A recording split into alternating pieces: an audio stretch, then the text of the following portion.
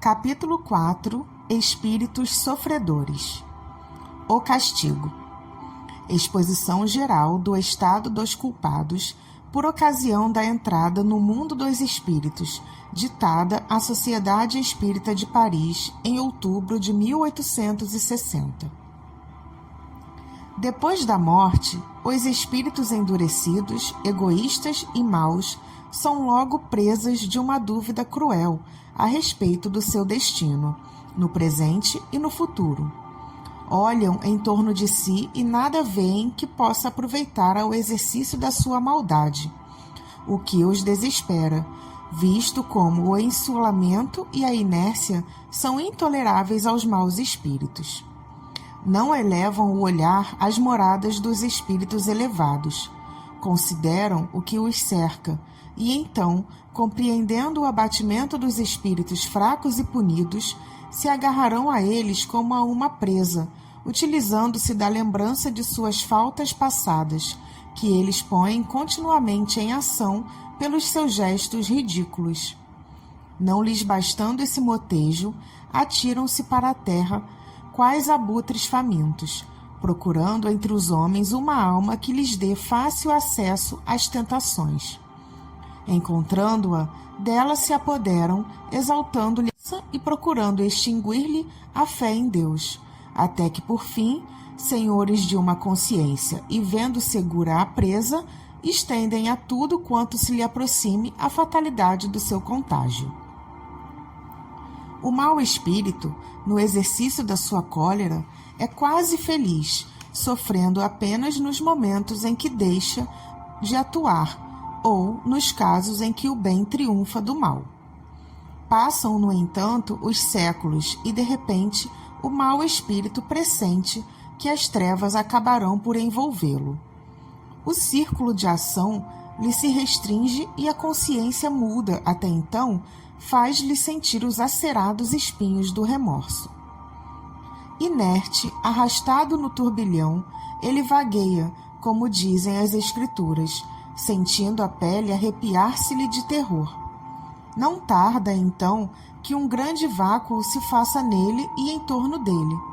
Chega o momento em que deve expiar. A reencarnação aí está ameaçadora, e ele vê, como num espelho, as provações terríveis que o aguardam. Quereria recuar, mas avança, e precipitado no abismo da vida, rola em sobressalto até que o véu da ignorância lhe recaia sobre os olhos. Vive, age, é ainda culpado, sentindo em si não sei que lembrança inquieta, pressentimentos que o fazem tremer, sem recuar, porém, da senda do mal. Por fim, extenuado de forças e de crimes, vai morrer. Estendido numa enxerga ou num leito, que importa? O homem culpado sente, sob aparente imobilidade, revolver-se e viver dentro de si mesmo um mundo de esquecidas sensações. Fechadas as pupilas, ele vê um clarão que desponta, ouve estranhos sons. A alma, prestes a deixar o corpo, agita-se impaciente, enquanto as mãos crispadas tentam agarrar as cobertas. Quereria falar, gritar aos que o cercam: retenham-me, eu vejo o castigo. Impossível, a morte sela-lhe os lábios esmaecidos, enquanto os assistentes dizem: descansa em paz. E contudo, ele ouve, flutuando em torno do corpo que não deseja abandonar. Uma força misteriosa o atrai. Vê e reconhece finalmente o que já vira. Espavorido, ei-lo que se lança no espaço onde desejaria ocultar-se, e nada de abrigo, nada de repouso. Retribuem-lhe outros espíritos o mal que fez. Castigado, confuso e escarnecido, por sua vez vagueia e vagueará até que a divina luz o penetre e esclareça, mostrando-lhe o Deus vingador, o Deus triunfante de todo o mal, e ao qual não poderá apaziguar senão a força de expiação e gemidos. Georges. Nota: Nunca se traçou o quadro mais terrível e verdadeiro à sorte do mal. Será ainda necessária a fantasmagoria das chamas e das torturas físicas? Novel. Nota: o espírito dirige-se ao médium que em vida o conhecera. Vou contar-te o meu sofrimento quando morri. Meu espírito, preso ao corpo por elos materiais, teve grande dificuldade em desembaraçar-se, o que já foi, por si só, uma rude angústia. A vida que eu deixava aos 21 anos era ainda tão vigorosa que eu não podia crer na sua perda. Por isso, procurava o corpo. Estava admirado, apavorado por me ver perdido num turbilhão de sombras. Por fim, a consciência do meu estado e a revelação das faltas cometidas em todas as minhas encarnações feriram-me subitamente, enquanto uma luz implacável me iluminava os mais secretos âmagos da alma, que se sentia desnudada e logo possuída de vergonha acabrunhante. Procurava fugir a essa influência, interessando-me pelos objetos que me cercavam, novos, mas que, no entanto, já conhecia.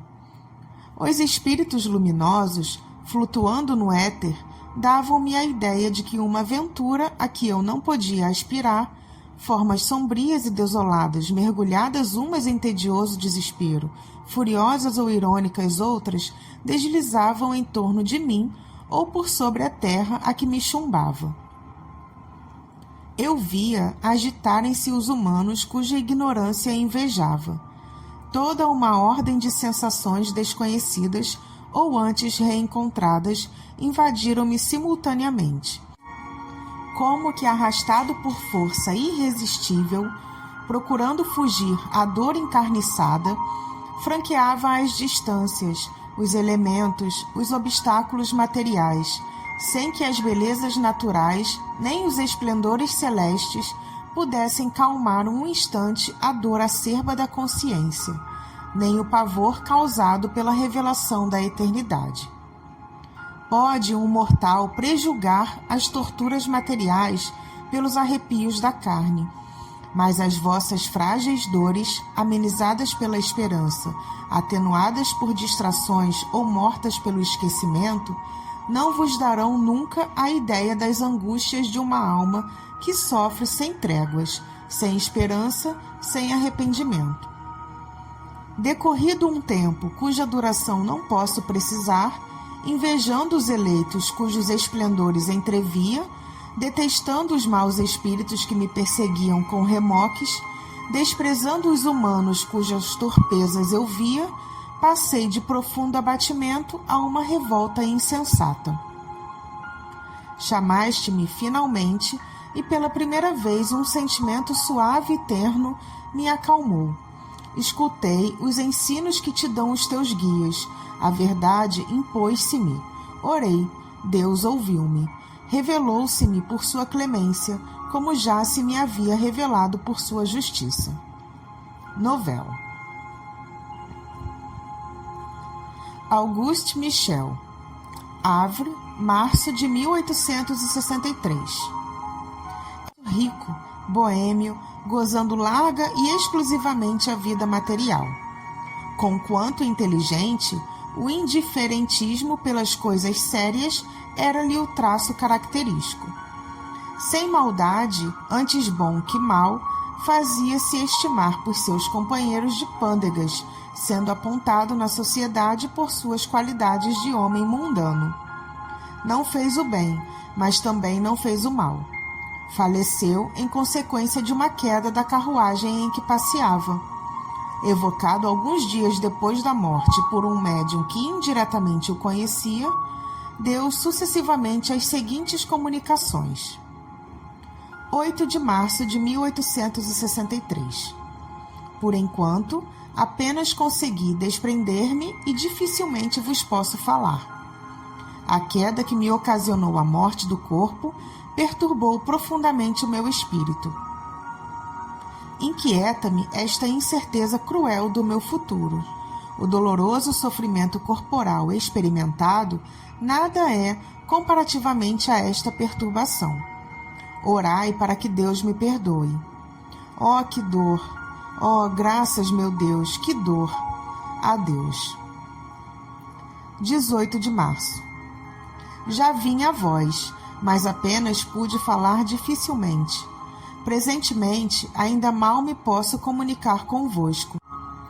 Sois o único médium ao qual posso pedir preces para que a bondade de Deus me subtraia a essa perturbação.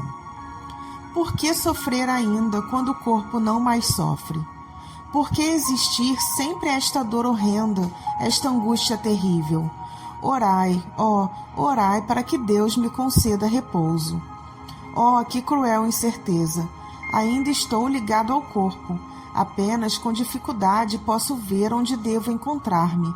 Meu corpo lá está, e porque também lá permaneço sempre. Vim de orar sobre ele para que eu me desembarasse dessa prisão cruel. Deus me perdoará, espero. Vejo os espíritos que estão junto de vós, e por eles posso falar-vos. Orai por mim. 6 de abril. Sou eu quem vem pedir que oreis por mim.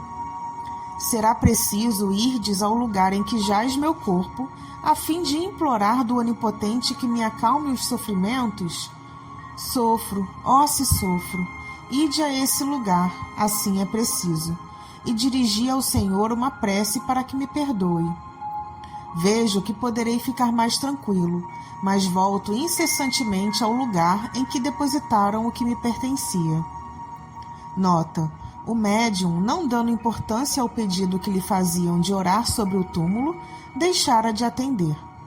Todavia, indo aí mais tarde, lá mesmo recebeu uma comunicação. 11 de maio. Aqui vos esperava.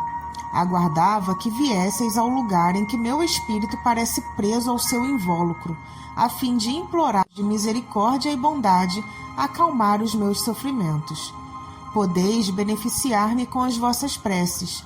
Não o esqueçais, eu vo-lo suplico. Vejo quanto a minha vida foi contrária ao que deveria ser. Vejo as faltas cometidas. Fui no mundo um ser inútil. Não fiz uso algum proveitoso das minhas faculdades. A fortuna serviu apenas à satisfação das minhas paixões, aos meus caprichos de luxo e à minha vaidade. Não pensei senão nos gozos do corpo, desprezando os da alma e a própria alma. Descerá a misericórdia de Deus até mim, pobre espírito que sofre as consequências das suas faltas terrenas? Orai para que ele me perdoe, libertando-me das dores que ainda me pungem. Agradeço-vos o terdes vindo aqui orar por mim. 8 de junho. Posso falar e agradeço a Deus que me o faculta. Compreendi as minhas faltas e espero que Deus me perdoe. Trilhai sempre na vida de conformidade com a crença que vos alenta, porque ela vos reserva de futuro um repouso que eu ainda não tenho. Obrigado pelas vossas preces. Até outra vista. Nota: a insistência do espírito para que se orasse sobre o seu túmulo é uma particularidade notável, mas que tinha sua razão de ser se levarmos em conta a tenacidade dos laços que ao corpo o prendiam, a dificuldade do desprendimento em consequência da materialidade da sua existência. Compreende-se que, mais próxima, a prece pudesse exercer uma espécie de ação magnética mais poderosa no sentido de auxiliar o desprendimento. O costume quase geral de orar junto aos cadáveres não provirá da intuição inconsciente de tal efeito? Nesse caso, a eficácia da prece alcançaria um resultado simultaneamente moral e material. Exprobrações de um boêmio. Bordeaux, 19 de abril de 1862. 30 de julho. Presentemente sou menos infeliz, visto não mais sentir a pesada cadeia que me jungia ao corpo. estou livre, enfim, mas ainda não expiei e preciso é que repare o tempo perdido se eu não quiser prolongar os sofrimentos. Espero que Deus, tendo em conta a sinceridade do arrependimento, me concede a graça do seu perdão. Pedi ainda por mim, eu vou-lo suplico. Homens, meus irmãos, eu vivi só para mim e agora expio e sofro. Conceda-vos, Deus, a graça de evitardes os espinhos que ora me laceram. Prossegui na senda larga do Senhor e orai por mim, pois abusei dos favores que Deus faculta às suas criaturas. Quem sacrifica aos instintos brutos a inteligência e os bons sentimentos que Deus lhe dá, assemelha-se ao animal que muitas vezes se maltrata. O homem deve utilizar-se sobriamente dos bens de que é depositário, habituando-se a visar a eternidade que o espera, abrindo mão, por consequência, dos gozos materiais. A sua alimentação deve ter por exclusivo fim a vitalidade. O luxo deve apenas restringir-se às necessidades da sua posição. Os gostos, os pendores, mesmo os mais naturais, devem obedecer ao mais são raciocínio, sem o que ele se materializa em vez de se purificar.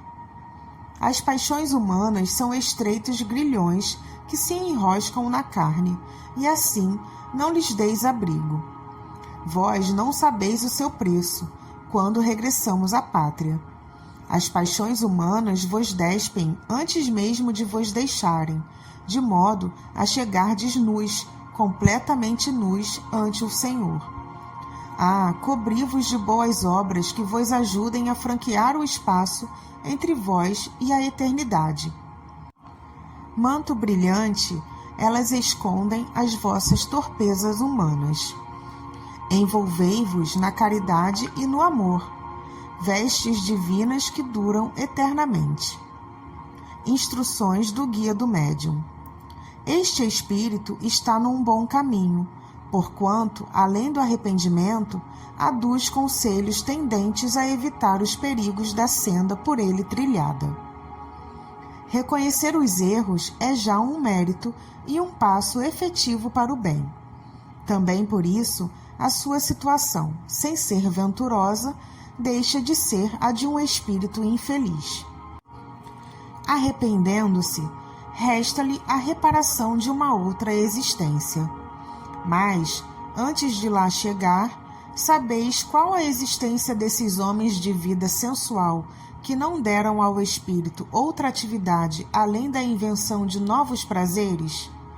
A influência da matéria segue-os além-túmulo, sem que a morte lhes ponha termo aos apetites que a sua vista, tão limitada como quando na terra, procura em vão os meios de os saciar. Por não terem nunca procurado alimento espiritual, a alma erra no vácuo, sem norte, sem esperança, presa dessa ansiedade de quem não tem diante de si mais que um deserto sem limites. A inexistência das lucubrações espirituais acarreta naturalmente a nulidade do trabalho espiritual depois da morte. E porque não lhe restem meios de saciar o corpo, nada restará para satisfazer o espírito. Daí, um tédio mortal cujo termo não prevêem e ao qual prefeririam o nada. Mas o nada não existe. Puderam matar o corpo, mas não podem aniquilar o espírito. Importa, pois, que vivam nessas torturas morais, até que, vencidos pelo cansaço, se decidam a volver os olhos para Deus. Lisbeth, Bordeaux, 13 de fevereiro de 1862. Um espírito sofredor inscreve-se com o nome de Lisbeth. 1. Quereis dar-nos algumas informações a respeito da vossa posição, assim como da causa dos vossos sofrimentos? Resposta. Sede humilde de coração, submisso à vontade de Deus, paciente na provação, caridoso para com o pobre, consolador do fraco, sensível a todos os sofrimentos, e não sofrereis as torturas que amargo. 2. Pareceis sentir as falhas decorrentes de contrário procedimento. O arrependimento deverá dar-vos alívio? Resposta: não. O arrependimento é inútil quando apenas produzido pelo sofrimento. O arrependimento profícuo tem por base a mágoa de haver ofendido a Deus, e importa no desejo ardente de uma reparação. Ainda não posso tanto, infelizmente. Recomendai-me as preces de quantos se interessam pelos sofrimentos alheios, porque delas tenho necessidade. Nota: este ensinamento é uma grande verdade. Às vezes, o sofrimento provoca um brado de arrependimento menos sincero, que não é a expressão de pesar pela prática do mal, visto como, se o espírito deixasse de sofrer, não duvidaria reencetá-la. Eis porque o arrependimento nem sempre acarreta a imediata libertação do espírito. Predispõe-no, porém, para ela, eis tudo. É-lhe preciso, além disso, provar a sinceridade e firmeza da resolução, por meio de novas provações reparadoras do mal praticado. Se cuidadosamente sobre todos os exemplos que citamos, encontrar-se-á nas palavras dos espíritos, mesmo dos mais inferiores, profundos ensinamentos, pondo-nos a par dos mais íntimos pormenores da vida espiritual. O homem superficial pode não ver nesses exemplos mais que pitorescas narrativas, mas o homem sério e refletido encontrará neles abundante manancial de estudos. 3. Farei o que desejais. Podereis dar-me alguns pormenores da vossa última existência corporal? Daí talvez nos advenha um ensinamento útil, e assim tomareis proveitoso o arrependimento. O espírito vacila na resposta, não só desta pergunta, como de algumas das que se seguem. Resposta: tive um nascimento de elevada condição. Possuía tudo o que os homens julgam a fonte da felicidade. Rica, tornei-me egoísta. Bela, fui vaidosa, insensível, hipócrita. Nobre, era ambiciosa. Calquei ao meu poderio os que se me não rolavam aos pés, e oprimia ainda mais os que sob eles se colocavam, esquecida de que também a cólera do Senhor esmaga, cedo ou tarde, as mais altivas frontes. 4. Em que época vivestes? Resposta: há 150 anos, na Prússia. 5. Desde então não fizestes progresso algum como espírito? Resposta: não. A matéria revoltava-se sempre, e tu não podes avaliar a influência que ela ainda exerce sobre mim, a despeito da separação do corpo. O orgulho agrilhoa-nos a brônzeas cadeias, cujos anéis mais e mais comprimem o mísero que lhe hipoteca o coração. O orgulho, hidra de 100 cabeças a renovarem-se incessantes, modulando silvos empeçonhados que chegam a parecer celeste harmonia.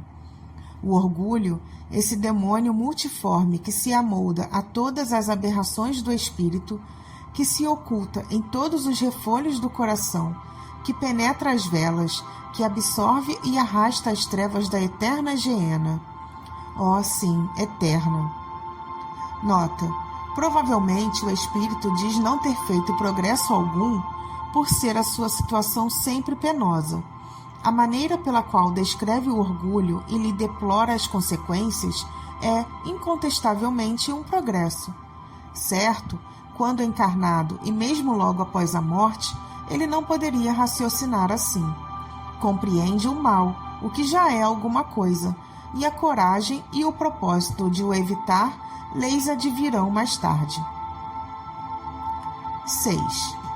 Deus é muito bom para não condenar seus filhos a penas eternas. Confiai na sua misericórdia. Resposta: dizem que isto pode ter um termo, mas onde e quando? Há muito que o procuro e só vejo sofrimento, sempre, sempre, sempre. 7. Como viestes hoje aqui? Resposta: conduzida por um espírito que me acompanha muitas vezes. Pergunta: desde quando o vedes a este espírito? Resposta: não há muito tempo. Pergunta: e desde quando tendes consciência das faltas que cometestes? Resposta, depois de longa reflexão: sim, tendes razão. Foi daí para cá que principiei a vê-lo. 8. Compreendeis agora a relação existente entre o arrependimento e o auxílio prestado por vosso protetor? Tomai por origem desse apoio o amor de Deus, cujo fim será o seu perdão e misericórdia infinitos. Resposta: oh, como desejaria que assim fosse! Creio poder prometer no nome, aliás sacratíssimo, daquele que jamais foi surdo à voz dos filhos aflitos. 9. Pede ação e sereis ouvida. Resposta: não posso, tenho medo. Oremos juntos, ele nos atenderá. Depois da prece: ainda estás aí? Resposta: sim, obrigada, não me esqueçais. 10. Vinde inscrever-vos aqui todos os dias. Resposta: sim, sim, virei sempre. O Guia do Médium. Nunca esqueçais os ensinos que bebeis nos sofrimentos dos vossos protegidos, e notadamente nas suas causas, visto serem lição que a todos aproveita no sentido de se preservarem dos mesmos perigos e de idênticos castigos. Purificai os corações, sede humildes, amai-vos e ajudai-vos, sem esquecerdes jamais a fonte de todas as graças, fonte inesgotável, na qual podem todos saciar-se à vontade, fonte de água viva, que desaltera e alimenta igualmente, fonte de vida e ventura eterna. Ide a ela, meus amigos, e bebei com fé. Mergulhai nela as vossas vasilhas, que sairão de suas ondas pejadas de bênçãos. Adverti vossos irmãos dos perigos em que podem incorrer. Difundi as bênçãos do Senhor, que se reproduzem incessantes, e quanto mais as propagardes, tanto mais se multiplicarão. Está em vossas mãos a tarefa, porquanto, dizendo aos vossos irmãos, aí estão os perigos, lá os escolhos. Vinde conosco a fim de os evitar. Imitai-nos a nós que damos o exemplo. Assim, difundireis as bênçãos do Senhor sobre os que vos ouvirem. Abençoados sejam os vossos esforços. O Senhor ama os corações puros. Fazei por merecer-lhe o amor. Saint Pauline. Príncipe Ourã, Bordeaux, 1862. Um espírito sofredor apresentou-se dando o nome de Ourã, príncipe russo de outros tempos. Pergunta: quereis dar-nos algumas minudências sobre a vossa situação? Resposta: ó, felizes os humildes de coração, porque deles é o reino do céu. Orai por mim. Felizes os humildes de coração, que escolhem uma posição modesta a fim de cumprirem a provação. Vós todos, a quem devora a inveja, não sabeis o estado a que ficou reduzido um desses que na terra são considerados felizes. Não avaliais o fogo que o abrasa, nem os sacrifícios impostos pela riqueza, quando por ela se lhe quer obter a salvação. Permita-me o Senhor a mim, déspota orgulhoso, expiar os crimes derivados do meu orgulho, entre aqueles mesmos a quem oprimi com a tirania. Orgulho, repita-se constantemente a palavra, para que não se esqueça nunca que ele é a fonte de todos os sofrimentos que nos acabrunham. Sim, eu abusei do poderio e favores de que dispunha. Fui duro e cruel para com os inferiores, os quais tiveram de curvar-se a todos os meus caprichos, satisfazer a todas as minhas depravações. quis a nobreza, a fortuna, as honras e sucumbi sob peso superior às próprias forças. Nota: os espíritos que sucumbem são geralmente levados a alegar um compromisso superior às próprias forças, o que é ainda um resto de orgulho e um meio de se desculparem para consigo mesmos, não se conformando com a própria fraqueza. Deus não dá a ninguém mais do que possa suportar. Não exige da árvore nascente os frutos dados pelo tronco desenvolvido. Ademais, os espíritos têm liberdade. O que lhes falta é a vontade, e esta depende deles exclusivamente. Com força de vontade, não há tendências viciosas insuperáveis. Mas, quando um vício nos apraz, é natural que não façamos esforços por domá-lo. Assim, somente a nós devemos atribuir as respectivas consequências. Pergunta: tendes consciência das vossas faltas, e isso já é um passo para a regeneração. Resposta: esta consciência é ainda um sofrimento. Para muitos espíritos, o sofrimento é um efeito quase material, visto como, atidos à humanidade de sua última encarnação, não experimentam nem apreendem as sensações morais. Liberto da matéria, o sentimento moral aumentou-se, para mim, de tudo quanto as cruéis sensações físicas tinham de horrível. Pergunta: lobrigais um termo aos vossos padecimentos? Resposta: sei que não serão eternos, mas não lhes entrevejo o fim, sendo-me antes preciso recomeçar a provação. Pergunta: e esperais fazê-lo em breve? Resposta: não sei ainda. Pergunta: lembrai-vos dos vossos antecedentes? Faço-vos esta pergunta no intuito de me instruir. Resposta: vossos guias aí estão e sabem do que precisais. Vivi no tempo de Marco Aurélio. Poderoso, então, sucumbi ao orgulho, causa de todas as quedas. Depois de uma erraticidade de séculos, quis experimentar uma existência obscura. Pobre estudante, mendiguei o pão, mas o orgulho possuía-me sempre. O espírito ganhara em ciência, mas não em virtude. Sábio ambicioso, vendia consciência a quem mais dava, servindo a todas as vinganças, a todos os ódios. Sentia-me culpado, mas a sede de glórias e riquezas estrangulava a voz da consciência. A expiação ainda foi longa e cruel.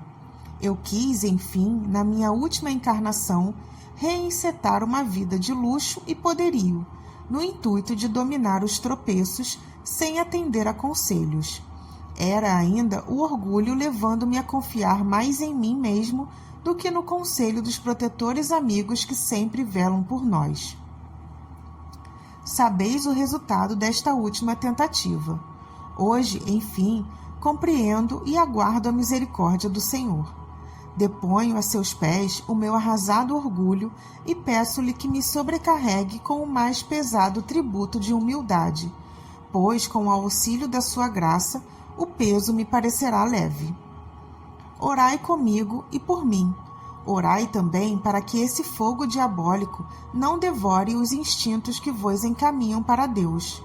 Irmãos de sofrimentos, oxalá possa o meu exemplo aproveitar-vos e não esqueçais nunca que o orgulho é o inimigo da felicidade. É dele que promanam todos os males que acometem a humanidade e a perseguem até nas regiões celestes. O Guia do Médium. Concebestes dúvidas sobre a identidade deste espírito, por vos parecer a sua linguagem em desacordo com o estado de sofrimento, acusando inferioridade. Desvanecei tais dúvidas, porque recebestes uma comunicação séria. Por mais sofredor, este espírito tem assaz culta inteligência para exprimir-se de tal maneira. O que lhe faltava era apenas a humildade, sem a qual nenhum espírito pode chegar a Deus. Essa humildade conquistou-a agora, e nós esperamos que, com perseverança, ele sairá diante de uma nova provação. Nosso Pai Celestial é justíssimo na sua sabedoria e leva em conta os esforços da criatura para dominar os maus instintos. Cada vitória sobre vós mesmos é um degrau franqueado nessa escada que tem uma extremidade na terra e outra aos pés do Juiz Supremo. Alçai-vos por esses degraus resolutamente, porque a subida é tanto mais suave quanto firme à vontade. Olhai sempre para cima, a fim de vos encorajardes, porque ai daquele que para e se volta. Depressa o atinge a vertigem, espanta-se do vácuo que o cerca, desanima e diz: para que mais caminhar se tão pouco tenho feito e tanto me falta? Não, meus amigos, não vos volteis. O orgulho está incorporado no homem. Pois bem, aproveita-o na força e na coragem de terminar a vossa ascensão. Empregai-o ainda em dominar as fraquezas e galgai o topo da montanha eterna. Pascal Lavic, Havre, 9 de agosto de 1863. Nota: este espírito, sem que o médium o conhecesse em vida, mesmo de nome, comunicou-se espontaneamente. Creio na bondade de Deus, que na sua misericórdia se compadecerá do meu espírito. Tenho sofrido muito, muito. Pereci no mar. Meu espírito, ligado ao corpo, vagou por muito tempo sobre as ondas. Ó Deus! A comunicação foi interrompida e no dia seguinte o espírito prosseguiu. Houve por bem permitir que as preces dos que ficaram na terra me tirassem do estado de perturbação e incerteza em que me achava imerso. Esperaram-me por muito tempo e puderam, enfim, achar meu corpo. Este repousa atualmente, ao passo que o espírito, libertado com dificuldade, vê as faltas cometidas. Consumada a aprovação, Deus julga com justiça, a sua bondade estende-se aos arrependidos. Por muito tempo, juntos erraram o corpo e o espírito, sendo essa a minha expiação. Segui o caminho reto, se quiserdes que Deus facilite o desprendimento de vosso espírito. Vivei no seu amor, orai, e a morte, para tantos temerosa, vos será suavizada pelo conhecimento da vida que vos espera. Sucumbi no mar, e por muito tempo me esperaram. Não poder desligar-me do corpo era para mim uma terrível provação. Eis porque necessito das preces de quem, como vós, possui a crença salvadora e pode pedir por mim ao Deus de justiça. Arrependo-me e espero ser perdoado. A 6 de agosto foi encontrado. Eu era um pobre marinheiro e há muito tempo que morri. Orai por mim. Pascal Lavic. Pergunta: onde foi achado o vosso corpo? Resposta: não muito longe de vós. Nota: o Jornal do Havre, de 11 de agosto de 1863, continha o seguinte tópico, do qual o médium não podia ter ciência. Noticiamos que a 6 do corrente se encontrara um resto de cadáver encalhado entre Blevy e Laeve. A cabeça, os braços e o busto tinham desaparecido. Mas, apesar disso, pôde verificar-se a sua identidade pelos sapatos ainda presos aos pés. Foi reconhecido o corpo do pescador Lavic, que fora arrebatado a 11 de dezembro de bordo do navio L'Alert, por uma rajada de mar. Lavic tinha 49 anos de idade e era natural da cidade de Calais. Foi a viúva quem lhe reconheceu a identidade.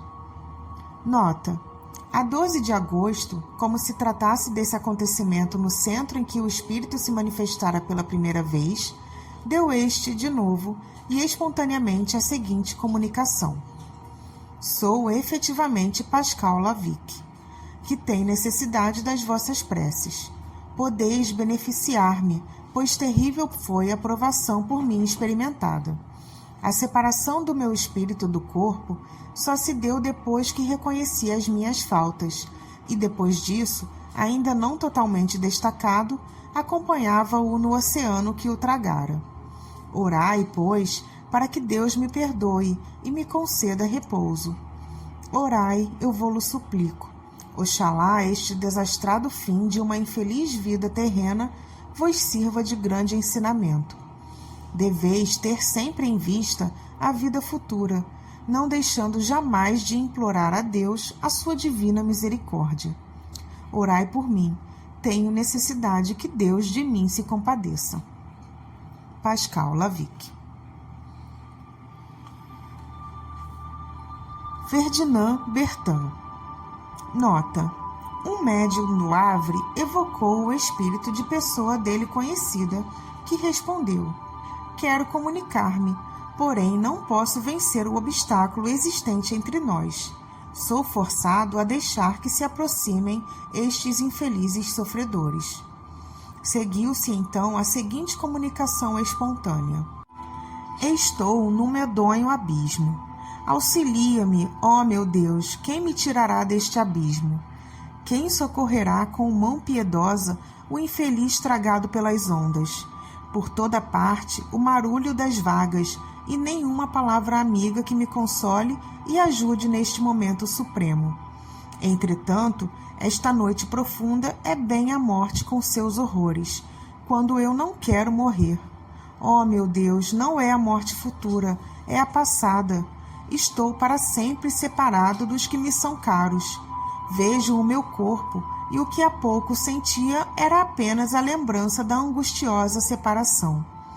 Tende piedade de mim, vós que conheceis o meu sofrimento, orai por mim, pois não quero mais sentir as lacerações da agonia, como tem acontecido desde a noite fatal. E essa, no entanto, a punição, bem a presinto. Conjuro-vos a orar. Ó, o mar, o frio, vou ser tragado pelas ondas. Socorro! Tende piedade, não me repilais. Nós nos salvaremos os dois sobre esta tábua. Ó, afogo-me! As vagas vão tragar-me sem que aos meus reste o consolo de me tornarem a ver. Mas não, que vejo? Meu corpo balouçado pelas ondas. As preces de minha mãe serão ouvidas. Pobre mãe, se ela pudesse supor seu filho tão miserável como realmente o é, de certo pediria mais. Acredita, porém, que a morte santificou o passado e chora-me como mártir e não como infeliz castigado. Ó, vós que o sabeis, sereis implacáveis? Não, certo intercedereis por mim. François Bertin. Desconhecido inteiramente esse nome, não sugeria sequer à memória do médium uma vaga lembrança, pelo que supôs fosse de algum desgraçado náufrago que se lhe viesse manifestar espontaneamente, como sucedia várias vezes. Mais tarde soube ser, efetivamente, o nome de uma das vítimas da grande catástrofe marítima ocorrida nessas paragens a 2 de dezembro de 1863. A comunicação foi dada a 8 do mesmo mês, 6 dias, portanto, depois do sinistro. O indivíduo perecera fazendo tentativas inauditas para salvar a equipagem e no momento em que se julgava ao abrigo da morte. Não tendo qualquer parentesco com o médium, nem mesmo conhecimento, por que teria se manifestado a este em vez de o fazer a qualquer membro da família? É que os espíritos não encontram em todas as pessoas as condições fluídicas imprescindíveis à manifestação. Este, na perturbação em que estava, nem mesmo tinha a liberdade da escolha, sendo conduzido instintiva e atrativamente para este médium, dotado, ao que parece, de aptidão especial para as comunicações deste gênero. Também é de supor que pressentisse uma simpatia particular, como outros a encontraram em idênticas circunstâncias. A família, estranha ao espiritismo, talvez infensa mesmo a esta crença, não teria acolhido a manifestação como esse médium. Posto que a morte remontasse a alguns dias, o espírito lhe experimentava ainda todas as angústias. Evidente, portanto, que não tinha consciência da situação. Acreditava-se vivo, lutando com as ondas, mas ao mesmo tempo se referindo ao corpo como se dele estivesse separado. Grita por socorro, diz que não quer morrer e fala, logo após da causa da sua morte, reconhecendo nela um castigo. Toda essa incoerência denota a confusão das ideias, fato comum em que quase todas as mortes violentas. 2 meses mais tarde, a 2 de fevereiro de 1864, o espírito de novo se comunicou espontaneamente pelo mesmo médium, dizendo-lhe o seguinte: a piedade que tivestes dos meus tão horríveis sofrimentos aliviou-me. Compreendo a esperança, entrevejo o perdão, mas depois do castigo da falta cometida. Sofro continuamente, e se por momentos permite Deus que eu entreveja o fim da minha desventura, devo às preces de caridosas almas apiedadas da minha situação. Ó, esperança, raio celeste, quão bendita és quando te sinto despontar-me na alma. Mas, ó, o abismo escancara-se, o terror e o sofrimento absorvem o pensamento de misericórdia. À noite, sempre à noite, a água, o bramir das ondas que me tragaram, são apenas pálida imagem do horror em que se envolve o meu espírito. Fico mais calmo quando posso permanecer junto de vós, pois assim como a confidência de um segredo ao peito amigo nos alivia, assim a vossa piedade, motivada pela confidência da minha penúria, acalma o sofrimento e dá repouso ao meu espírito. Fazem-me bem as vossas preces, não me as recuseis. Não quero reapossar-me desse hórrido sonho, que se transforma em realidade quando o vejo. Tomai o lápis mais vezes, muito me aliviará o comunicar convosco. Dias depois, numa reunião espírita em Paris, dirigiram-se a este espírito as seguintes perguntas, por ele englobadas numa única comunicação e mediante outro médium, na forma abaixo. Eis as perguntas. Quem vos levou a comunicar espontaneamente pelo outro médium? De que tempo datava a vossa morte quando vos manifestastes? Quando o fizestes, perecias duvidar do vosso estado, ao mesmo tempo que externáveis angústias de uma morte horrível. Tendes agora melhor compreensão dessa situação? Dissestes positivamente que a vossa morte era uma expiação. Podereis dizer-nos o motivo dessa afirmativa? Isso constituirá ensinamento para nós e ser-vos-á um alívio. Por uma confissão sincera, fareis jus à misericórdia de Deus, a qual solicitaremos em nossas preces. Resposta. Em primeiro lugar, parece impossível que uma criatura humana possa sofrer tão... Deus, como é penoso ver-se a gente constantemente envolta nas vagas em fúria, provando incessante este suplício, este frio glacial que sobe ao estômago e o constringe. Mas de que serve entreter-vos com tais cenas? Não devo eu começar por obedecer às leis da gratidão, agradecendo-vos a vós todos que vos interessastes pelos meus tormentos? Perguntastes se me manifestei muito tempo depois da minha morte. Não posso responder facilmente. Refletindo, avaliareis em que situação horrível estou ainda. Penso que para junto do médium fui trazido por força estranha à minha vontade e, coisa inexplicável, servia-me do seu braço com a mesma facilidade com que me sirvo nesse momento do vosso, persuadido de que ele me pertencesse.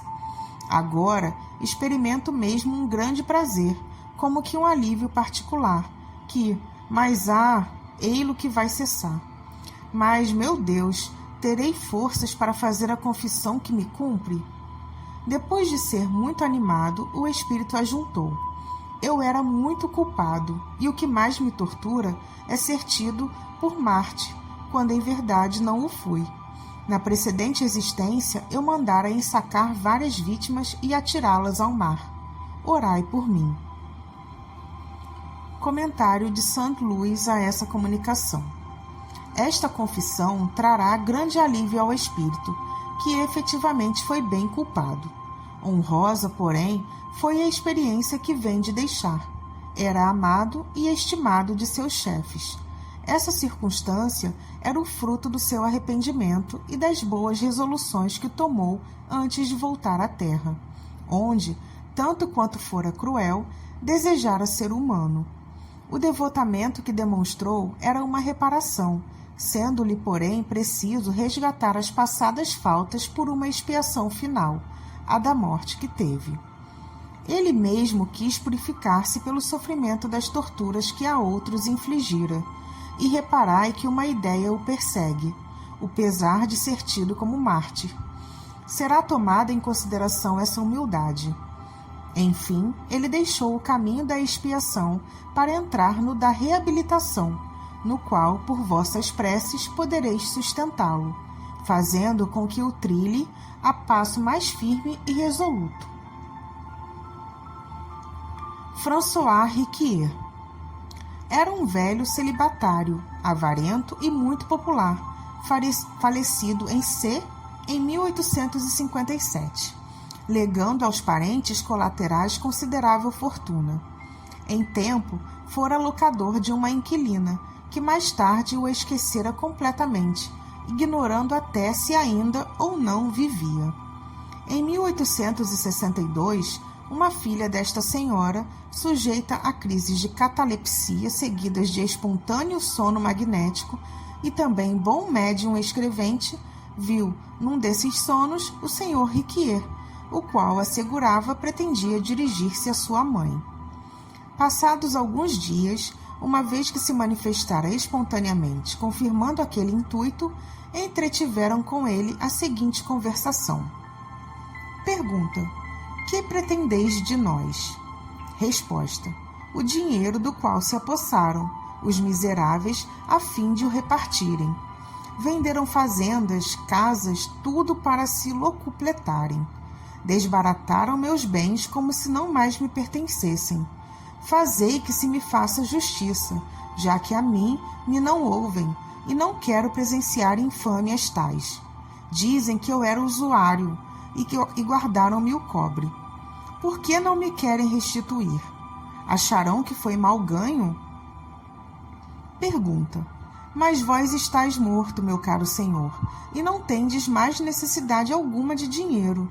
Implorai a Deus para vos conceder uma nova existência de pobreza, a fim de expiardes a usura desta última. Resposta: não, eu não poderei viver na pobreza. Preciso do meu dinheiro, sem o qual não posso viver. Ademais, não preciso de outra existência, porque vivo estou atualmente. Pergunta: foi-lhe feita a seguinte pergunta no intuito de chamá-lo à realidade. Sofreis? Resposta: ó sim, sofro piores torturas que as da mais cruel enfermidade, pois é a minha alma quem as padece, tendo sempre em mente a iniquidade de uma vida que foi para muitos motivo de escândalos. Tenho a consciência de ser um miserável indigno de piedade, mas o meu sofrimento é tão grande que mister se faz me auxiliem a sair desta situação deplorável. Pergunta: oraremos por vós. Resposta: obrigado. Orai para que eu esqueça os meus bens terrenos, sem o que não poderei arrepender-me. Adeus e obrigado. François Riquier. É curioso ver se este espírito indicara a moradia como se estivesse vivo. A senhora deu-se pressa em verificá-la e ficou muito surpreendida por ver que era justamente a última casa que Riquier habitara. Eis como, após 5 anos, ainda ele não se considerava morto. Antes experimentava a ansiedade, bem cruel para um usurário, de ver os bens partilhados pelos herdeiros. A evocação, provocada indubitavelmente por qualquer espírito bom, teve por fim fazer-lhe compreender o seu estado e predispô-lo ao arrependimento. Claire, Sociedade de Paris, 1861. O espírito que forneceu os ditados seguintes pertenceu a uma senhora que o médium conhecera quando na Terra. A sua conduta, como o seu caráter, justificam plenamente os tormentos que lhe sobrevieram. Além do mais, ela era dominada por um sentimento exagerado de orgulho e egoísmo pessoais, sentimento que se patenteia na terceira das mensagens, quando pretende que o médium apenas se ocupe com ela. As comunicações foram obtidas em diferentes épocas, sendo que as 3 últimas já denotam sensível progresso nas disposições do espírito, graças ao cuidado do médium que empreendera a sua educação moral. 1. Eis-me aqui, eu, a desgraçada Claire. Que queres tu que te diga? A resignação, a esperança não passam de palavras para os que sabem que, inumeráveis como as pedras da saraivada, os sofrimentos lhe perdurarão na sucessão interminável dos séculos. Posso suavizá-los, dizes tu, que vaga palavra. Onde encontrar coragem e esperança para tanto? Procura, pois, inteligência obtusa, compreender o que seja um dia eterno. Um dia, um ano, um século, que sei eu? Se as horas não o dividem, as estações não variam, eterno e lento como a água que o rochedo roreja.